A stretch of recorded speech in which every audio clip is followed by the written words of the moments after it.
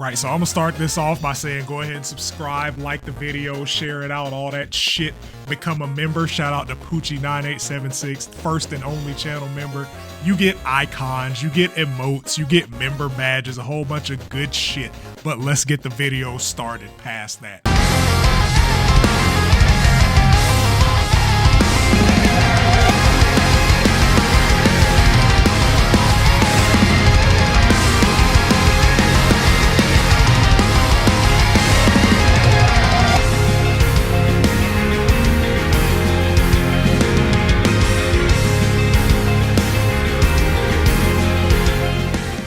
So, Kotaku has released an article of their 15 best and worst Sonic games ranked. I've read some of the article. I stopped when shit got screwy, so I haven't seen anything past like I think number 9. But I'm gonna go through these with you guys, and hopefully there's none of that bullshit. But so we got the start of the article is much like a Sonic the Hedgehog level. Sega's platforming franchise has had its ups, downs, loop-de-loops, and bottomless chasms. With the Knuckles show out, a third live-action movie premiering in December, and Sonic X Shadow Generations coming out this year, what better time to look back at the Sonic franchise's best and worst moments? Since the series has been divided into 3D platformers, 2D side-scrollers, spin-offs, adaptations, it only makes sense for us to do the same. So rather than rank everything the stop saying that shit, bro. I hate that fucking nickname. Has done in this confusing list, we split things up the same way. Today, 3D platformers. These are some of the series' most experimental entries, and that's also made them divisive. That is an understatement. Even the high points are riddled with contention. So Kotaku, shocking me, has done some research. This is real. Even the high points are riddled with contention. Real AF. Let's sort through all the good and bad of the games where Sonic runs forward instead of left to right. All right, so we're gonna start the slideshow. Number 16, we have Sonic Boom Rise of Lyric. That makes all the sense in the world. That game fucking sucks. The Sonic Boom sub-franchise brought us a pretty good animated series, but the Wii U exclusive Sonic Boom Rise of Lyric remains one of the worst games in the series' long history. While it may not be as meme to hell and back as the next game on this list, the next game's 06 obviously, Rise of Lyric deviates so drastically from the speed-driven platforming of the Sonic franchise that it loses a lot of the series' identity. Instead, it's pretty much a beat-em-up that occasionally lets Sonic and friends run fast. Its 2D segments feel more evocative of classic Sonic games, but even those are built around momentum-killing puzzles between bursts of adrenaline. Even when Sonic games are at their worst, they're rarely this generic and devoid of why people like these games. At the very least, it has some of the Boom series' decent comedic writing, but that's about all it can claim. I don't have anything to add. That's very real. Boom was such a weird direction, and it definitely felt like a beat 'em up with 3D boost gameplay sprinkled in. And that may have been what they were going for, but like the beat 'em up portion didn't even feel that great. So it's just like, not only is this a bad Sonic game, it's a mediocre whatever the fuck it's supposed to be. Number 15, we have Sonic 06. Do y'all want me to like read the article? Like, I feel like we just go to the next one. We know what 06 is about. So like it's appropriate to be placed at the bottom, the bottom of this list. Shadow the Hedgehog. If the next game is not Heroes, I know something. I know something because Shadow the Hedgehog is a better controlling Heroes. So if Heroes is not number 13, I'm already gonna get pissed off. Speaking of a Sonic game with a lot of poorly executed ideas, Shadow the Hedgehog is another broadly loathed entry in the gaming lexicon. Again, for good reason, but at least it doesn't have Sonic 06's load time. Instead, we get an extremely busy, unfocused creation that has glimpses of a decent Sonic game sprinkled throughout. When Shadow's trying to run through levels uninterrupted, blazing through the environment and being his speedy self, Shadow the Hedgehog feels about as good as any other 3D Sonic game of that era, but it also weighs down all that speed with unnecessary, amateurish action game bloat. The guns were very weird, so that checks out. Like, when you have the ultimate life form in the palm of your hands, the guns kind of feel like an unnecessary addition. Some of them were fun to use, like the Omo Chow cannon or the Chow cannon. Those are fun, but everything else is just like I can homing attack this, except for the parts where the gun is necessary to progress. Either way, Shadow gets firearms in this game that he can't properly aim because there's no aiming system. He can ride vehicles that are slower than he is on foot, facts. Instead of running through levels, he ends up completing obtuse objectives and time-consuming collectathons in order to reach alternate routes and story branches. Yeah, Shadow the Hedgehog has alternate endings, but none of them are canon. Minor spelling mistake, maybe go back to school before we write opinion pieces. And are basically what-if scenarios where you learn more about his past. Oh, he also swears this time around too. Yeah, none of the endings are canon except for like the final 9, like you have to wait 9 minutes once you've completed the 10 core endings. And that part is canon. Westopolis is canon, and then the final boss fight after 9 minutes is canon. Shadow the Hedgehog has Ideas, a game that lets you reach multiple conclusions and interpret a character's past in different ways is pretty neat, even by modern standards. It's just handled so poorly that it is impossible to unearth the gems in this mountain of shit. The theme song, I Am All of Me, is still an all-timer though. Facts. Best character theme in the series. Like, Shadow bias aside, I Am All of Me is a fucking banger. Next game, Sonic. Well, you know what? I'll let the heroes slide for a couple of more places, but Lost World being down here makes sense too. Sonic Lost World was the last step on the retreat to safety the series took after Sonic 06. Keeps a lot of the basics for the Sonic franchise in terms of tone, aesthetics, and level design, but it is so basic in the grand scheme of thing. Again, we didn't proofread this. It doesn't quite stick out even among the rest of Sonic's 3D adventures. It does, however, have some really cool Nintendo crossover levels as part of it being a Wii U exclusive at launch. Sonic running around The Legend of Zelda's Hyrule and collecting the Triforce is kind of dope, actually. I mean, Lost World to me is just, it's like the definition of a middling game. The story and writing is atrocious, but the gameplay is pretty harmless, in all honesty. Like, I didn't play the 3DS version. I had the Wii U version, and like the Wii U version was just, you know, it's just Sonic trying something new, and I didn't think it was bad, you know, but Kotaku has it at number 13, so we're good.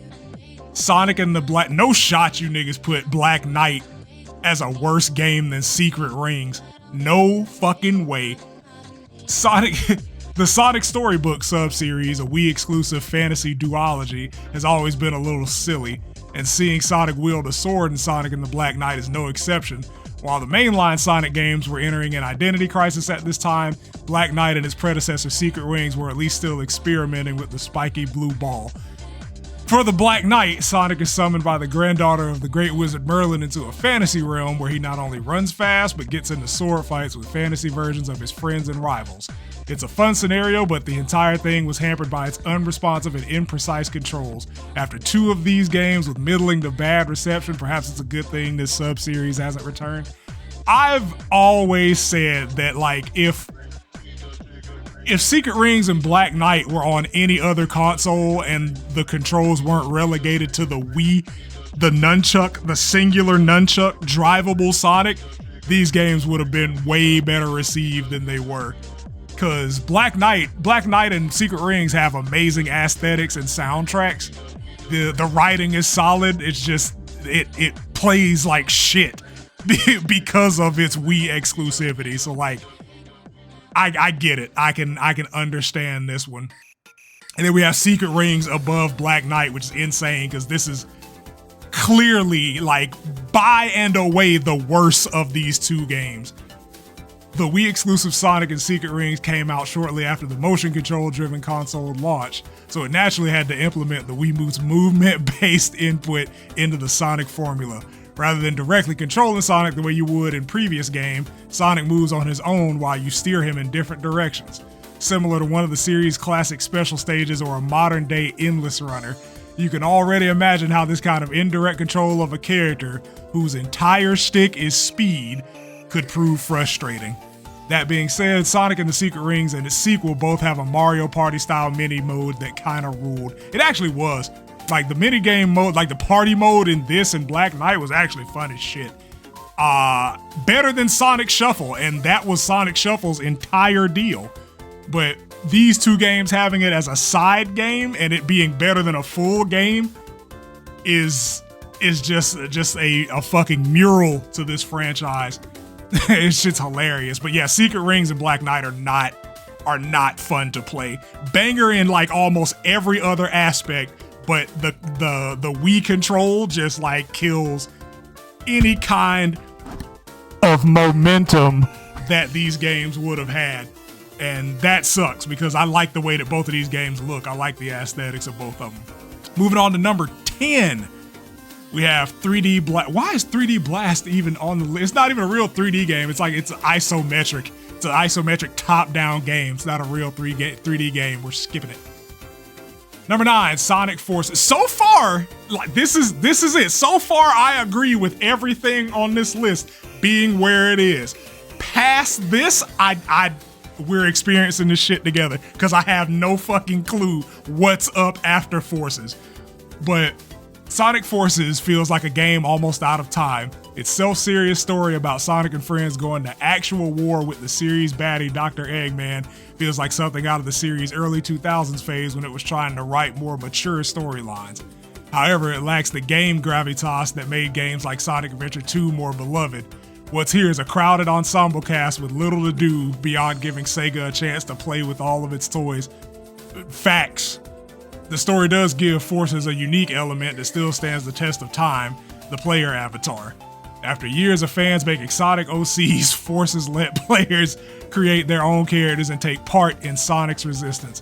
Its creation options weren't too expansive, but it was a really cool thing for Sega to put into a game after creating original characters that become so ingrained in the Sonic community. I liked the character creator. The entire game feels incredibly linear, though. That's my issue with Forces. It's a hallway simulator. It's a boring game. Like it really is. It's a boring game, and everybody that's there is like at their stupidest, and this story would not work without it. Tails cowering in fear at several enemies whom he's beat or helped beat before. Knuckles being the leader of the resistance and just could not find Sonic for 6 months. All right. Like it's one of those that like Riders and Forces are two stories where the story does not exist if the characters aren't stupid as hell. Bring back Infinite though. Infinite was dope. I like the design, like the character. Free my nigga Infinite.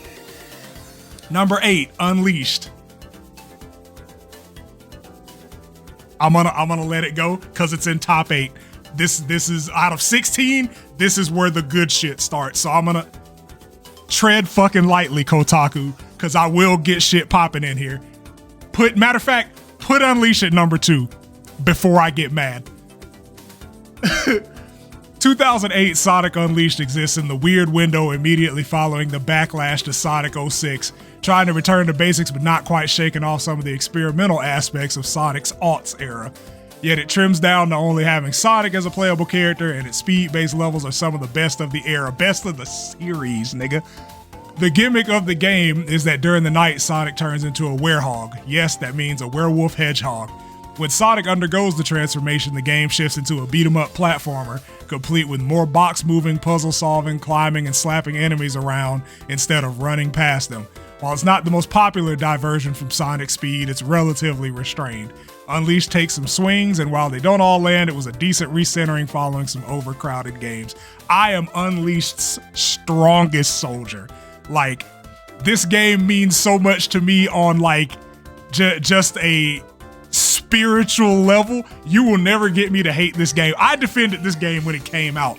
I'm not part of like the revisionist crew that only started like an Unleashed last year or after Frontiers released. I have been 10 toes down since November 17th, 2008. Nigga, I don't even need to look up the date. I know when my shit dropped. I have been 10 toes down for Unleashed for 16 years. The Werehog stage, it was so weird seeing it because God of War, which one was? I think it was Chains of Olympus. It just dropped on the PSP the prior year. And this came out and the Werehog, like the complaints in the reviews at the time were that the Werehog felt like Kratos. And I'm like, nigga, y'all just gave Chains of Olympus a fucking 9 out of 10. Why is that a problem? Why is that a problem? I get it. It's a deviation from Sonic, and I will concede that the pacing gets broken because the day stages, if you're good enough, you can blow through those in like 2 minutes. The fastest I've seen somebody complete a night stage without TAS is like 9 minutes. So like, yeah, it's a pretty stark contrast. That and the medals, I talked about it in a video I did, God, I think like a year and a half ago now, that like, matter of fact, the Premi video on my channel, quick plug. Is it a plug if I'm the one doing the video? I don't know. But the Premi video on my channel, I talked about just the overarching feelings about Unleashed at that time and now. So go watch that if you want more. But the only thing in this game I would change would be the medal system. That's it. Game is fantastic. Game's phenomenal. Number 7, Sonic Frontiers at 7 is crazy work, bro. That is insane work. So that means we gotta have some bangers in the top like 5, top 3. I haven't seen a particular 3D game, and that shit better not be past like number 4. That's all I'm gonna say to you. I'm gonna knock all this shit over. 2022's Sonic Frontiers is one of the most recent games on this list, and it takes the series in a slightly different direction, drawing inspiration from open world games like The Legend of Zelda Breath of the Wild, because as we know, that was the first ever open world game. Sega apparently wants it to be a foundation for the future of the franchise, and while it's not the most lived in open world, Frontiers giving you a vast map to run around as the world's fastest hedgehog isn't a bad pitch for what's next.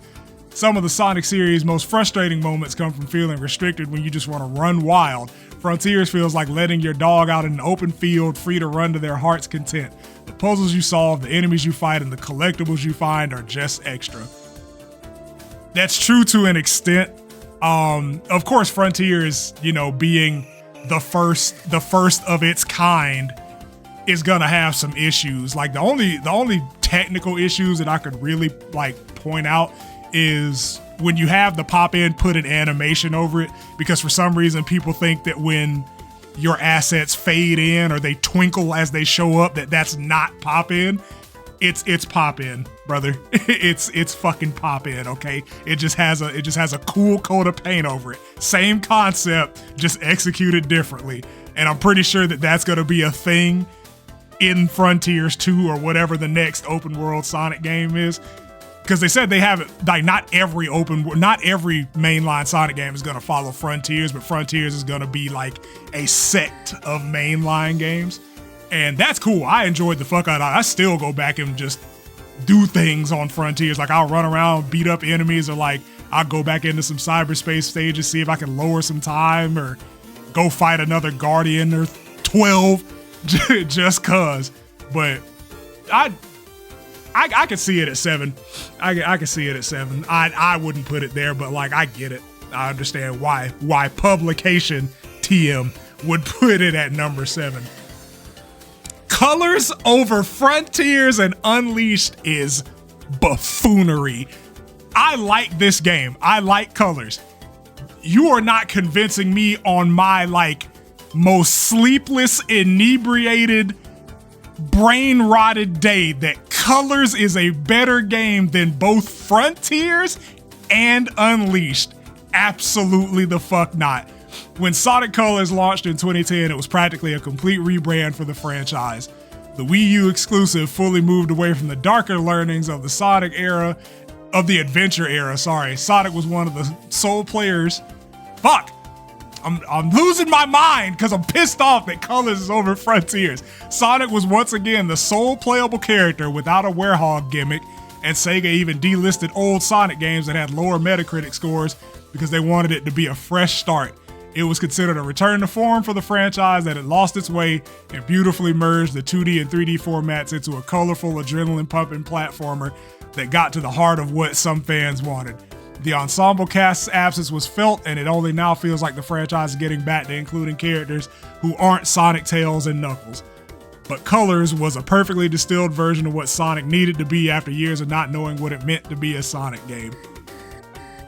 Oh boy, I enjoyed Colors. I enjoyed Colors 3DS. On its best day, Colors is not touching Frontiers. Definitely not Unleashed.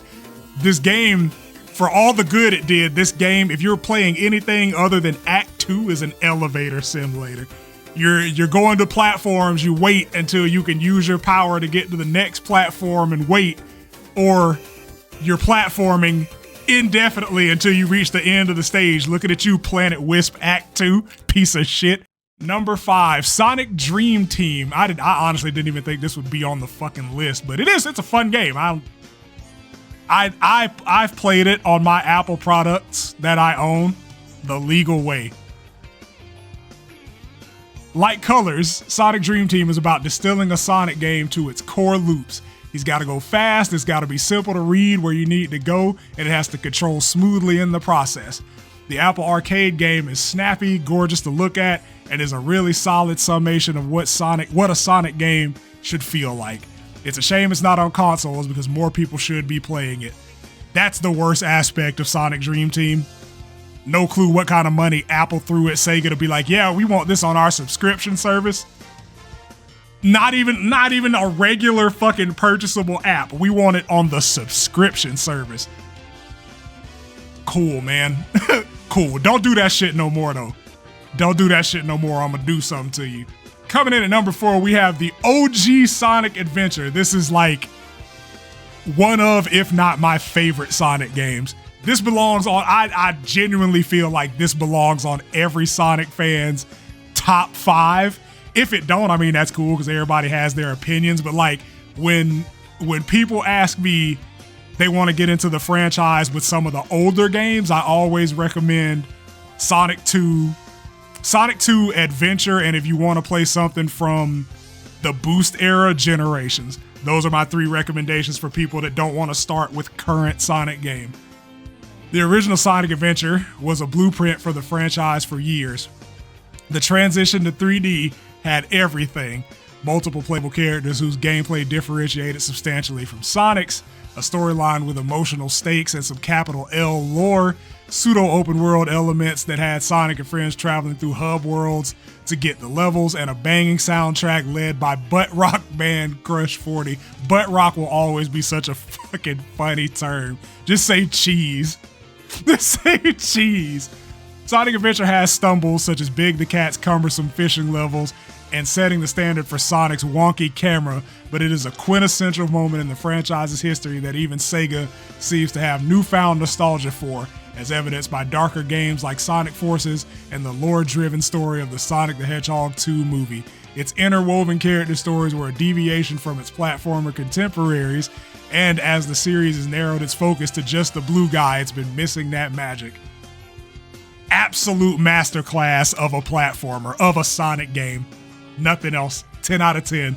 I have owned this game on every console that it was available on.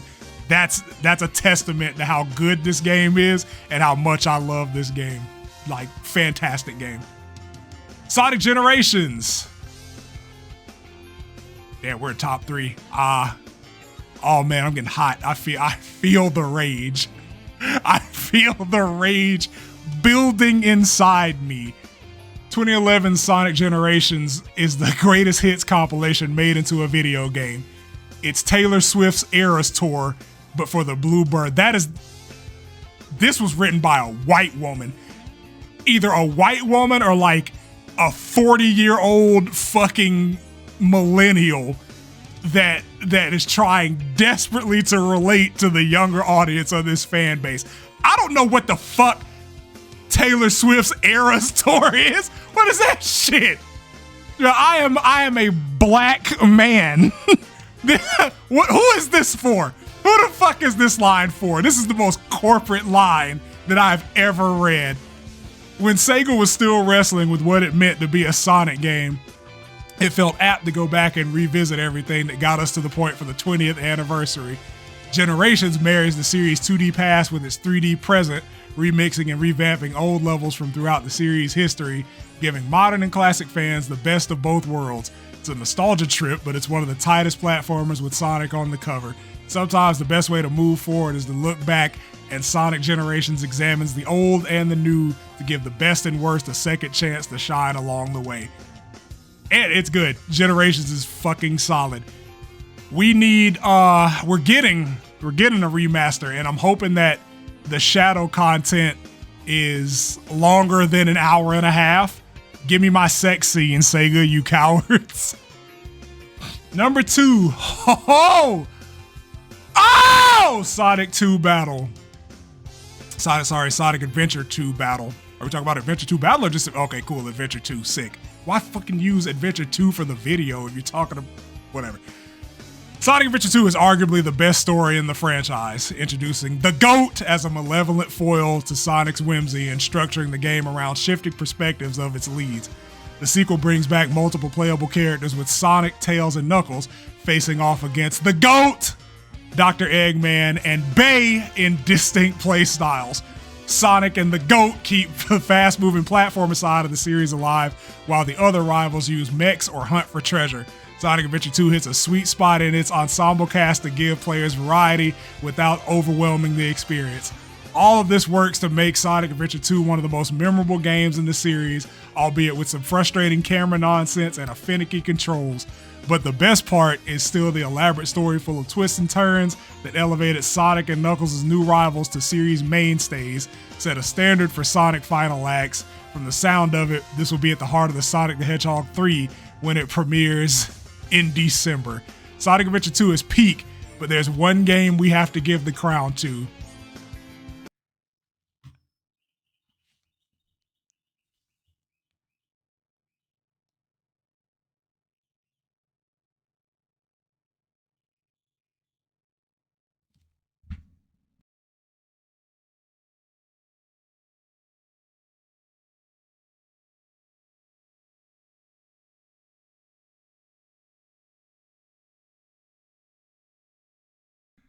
I'm alright. Coming off of Sonic Adventure 2, Sonic Heroes is an underwhelming bummer in the story, in the everything department, bro. But it is without a doubt the most clever game in terms of integrating the series ensemble cast into the way you play. What the fuck is this menu up here? I don't even know how I got that shit up there. What the fuck? Anyway, but oh, where the fuck was I, man? Heroes stars 4 teams of 3, each made up of a fast-running speedster, a powerful tank, and a flight-based hero. Heroes has you swap between the characters on the fly, making use of their unique talents to overcome obstacles, defeat Eggman's robot forces, and occasionally face one of the opposing teams as their interests collide. Heroes was foundational in defining who the Sonic the Hedgehog cast would be for the next 20 years. It brought back recent favorites like the Golden Bay and as well as more obscure characters at the time like Team Chaotix. Rather than having these characters just be cameos in a crowded room, Heroes' team-based gameplay gives every character a chance to shine and manages to do so without bloating the game with too much nonsense or cumbersome modes. Like most Sonic games of the era, Heroes hasn't aged perfectly. Duh! Shit's mid, and some of the imprecision and clunkiness could frustrate 20 years later, but it's still the best example of a 3D Sonic game doing right by its cast and weaving their distinct abilities together into level design.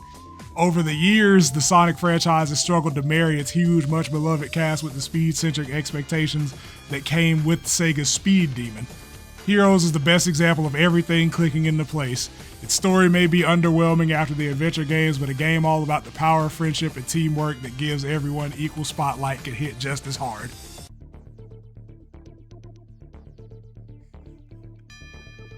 Weaving their distinct abilities together into level design. You mean not being able to use a power character to cleverly circumvent the speed section, or a flight character to cleverly circumvent any of the other paths. Like, this is the most linear Sonic game, and I hate that Kotaku thinks that this is what the fan base thinks is the best Sonic game.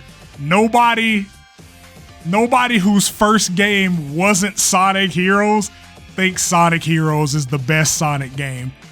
Nobody. All right? Ask you all have friends. I want you to ask all of your friends that are like, we'll say like 24 and under, what they think, what their top 3 Sonic games are. I guarantee you all of them will have Heroes in it. I guarantee it. I've explained it so many times, but like I'm gonna speed run it again. The momentum is either completely catatonic or Mach 1, and this fan base loves to talk about how games feel and the momentum and all that bullshit. The models are like, the in-game models are the worst in the series, like bar none. Everybody's made out of like matte painted Play-Doh. It's fucking garbage. Music's banger. Story, I mean, I don't, as a Sonic fan, you know, I'm obligated to say that I hate story reuse or stage reuse, but this game, you play the same game 4 times, just with, you know, Sonic, Tails, and Knuckles with varying degrees of fucking autism and ADHD. That is like literally what Sonic Heroes is, and I don't understand how it got to the level of adoration that it did, because for the longest time, this was the game that ruined the franchise for a lot of people. I don't hate this game, I really don't, but to sit here and say that this shit is like the absolute pinnacle of the series, fuck no. But I don't know nothing, man. I'm just a dude with an internet connection. Peace.